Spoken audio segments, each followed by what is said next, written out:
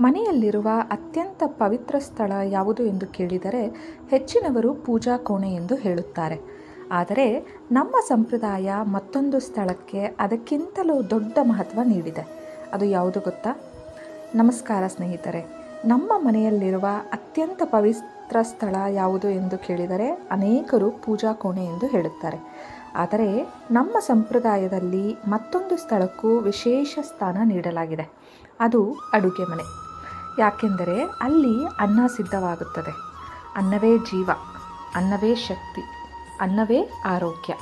ಅದಕ್ಕಾಗಿಯೇ ಅನ್ನಪೂರ್ಣೇಶ್ವರಿ ದೇವಿಯನ್ನು ಅನ್ನದ ಆದಿಷ್ಟಾತೃ ದೇವಿಯಾಗಿ ಪೂಜಿಸಲಾಗುತ್ತದೆ. ಇಂದು ಅಡುಗೆ ಮನೆಯ ಬಗ್ಗೆ ಎಲ್ಲರೂ ತಿಳಿಯಬೇಕಾದ 21 ವಿಷಯಗಳನ್ನು ನೋಡೋಣ. ಮೊದಲನೆಯದಾಗಿ, ಅಡುಗೆ ಮನೆ ಮನೆಯ ಹೃದಯ. ಒಂದು ಕುಟುಂಬ ದಿನಕ್ಕೆ ಕನಿಷ್ಠ ಒಂದು ಬಾರಿಯಾದರೂ ಅಡುಗೆ ಮನೆಯೊಂದಿಗೆ ಸಂಪರ್ಕ ಹೊಂದುತ್ತದೆ. ಆದ್ದರಿಂದ ಮನೆಯ ವಾತಾವರಣವನ್ನು ರೂಪಿಸುವಲ್ಲಿ ಅಡುಗೆ ಮನೆ ದೊಡ್ಡ ಪಾತ್ರ ವಹಿಸುತ್ತದೆ. ಎರಡನೆಯದಾಗಿ, ಅನ್ನವನ್ನು ಎಂದಿಗೂ ಅವಮಾನಿಸಬಾರದು. ಒಂದು ಅಕ್ಕಿ ಕಾಳಿನ ಹಿಂದೆ ರೈತನ ಶ್ರಮ, ಪ್ರಕೃತಿಯ ಆಶೀರ್ವಾದ ಮತ್ತು ಅನೇಕ ಜನರ ಪರಿಶ್ರಮ ಅಡಗಿದೆ. ಆದ್ದರಿಂದ ಆಹಾರವನ್ನು ಗೌರವದಿಂದ ನೋಡಬೇಕು. ಮೂರನೆಯದಾಗಿ, ಅಡುಗೆ ಮಾಡುವಾಗ ಮನಸ್ಸಿನ ಸ್ಥಿತಿ. ಸಂತೋಷದಿಂದ ಮಾಡಿದ ಅಡುಗೆ ಮತ್ತು ಕೋಪದಿಂದ ಮಾಡಿದ ಅಡುಗೆ ನಡುವಿನ ವ್ಯತ್ಯಾಸವನ್ನು ಹಲವರು ಅನುಭವಿಸಿದ್ದಾರೆ. ನಾಲ್ಕನೆಯದಾಗಿ, ಬೆಳಗಿನ ಮೊದಲ ಸ್ವಚ್ಛತೆ. ದಿನದ ಆರಂಭ ಅಡುಗೆ ಮನೆಯ ಸ್ವಚ್ಛತೆಯಿಂದ ಆರಂಭವಾದರೆ ಒಂದು ರೀತಿಯ ಶಾಂತಿ ಅನುಭವವಾಗುತ್ತದೆ. ಐದನೆಯದಾಗಿ, ನೀರಿನ ಮಹತ್ವ. ನೀರಿಲ್ಲದೆ ಅಡುಗೆ ಸಾಧ್ಯವಿಲ್ಲ. ಆದ್ದರಿಂದ ನೀರನ್ನು ಗೌರವದಿಂದ ಬಳಸುವುದು ಒಂದು ಉತ್ತಮ ಅಭ್ಯಾಸ. ಆರನೆಯದಾಗಿ, ಉಪ್ಪಿನ ಮೌಲ್ಯ. ಉಪ್ಪಿಲ್ಲದ ಊಟ ರುಚಿಯಾಗುವುದಿಲ್ಲ.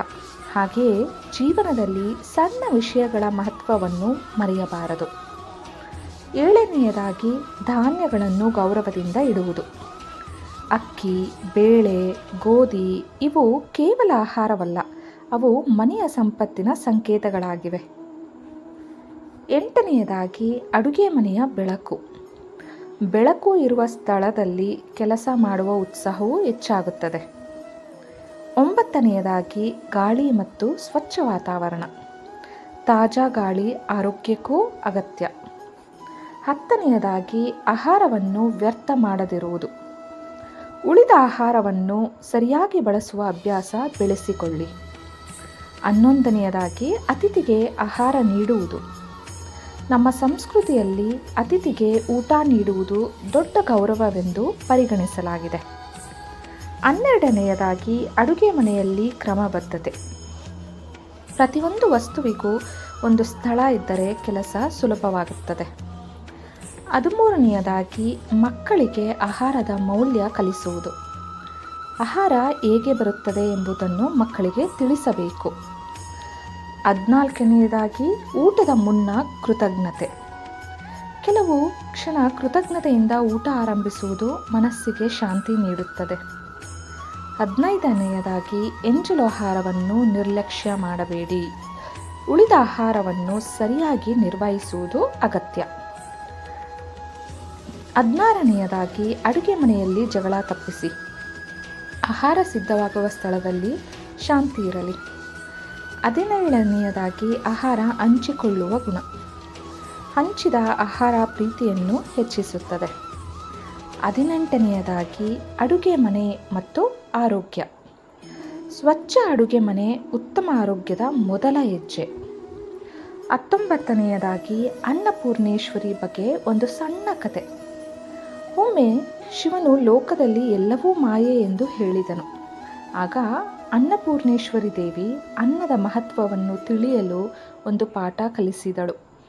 ಅನ್ನವಿಲ್ಲದೆ ಜೀವನವೇ ಸಾಧ್ಯವಿಲ್ಲ ಎಂಬ ಸತ್ಯವನ್ನು ಜಗತ್ತಿಗೆ ತೋರಿಸಿದಳು. 20ನೆಯದಾಗಿ, ಅಡುಗೆ ಮನೆ ಕುಟುಂಬವನ್ನು ಒಟ್ಟಿಗೆ ತರುತ್ತದೆ. ಒಟ್ಟಿಗೆ ಊಟ ಮಾಡುವ ಕುಟುಂಬಗಳಲ್ಲಿ ಬಾಂಧವ್ಯ ಹೆಚ್ಚಾಗುತ್ತದೆ. 21ನೆಯದಾಗಿ, ಅಡುಗೆ ಮನೆ ಕೇವಲ ಅಡುಗೆ ಮಾಡುವ ಸ್ಥಳವಲ್ಲ. ಅದು ಪ್ರೀತಿ, ಕೃತಜ್ಞತೆ, ಹಂಚಿಕೆ ಮತ್ತು ನೆಮ್ಮದಿಯ ಸ್ಥಳ.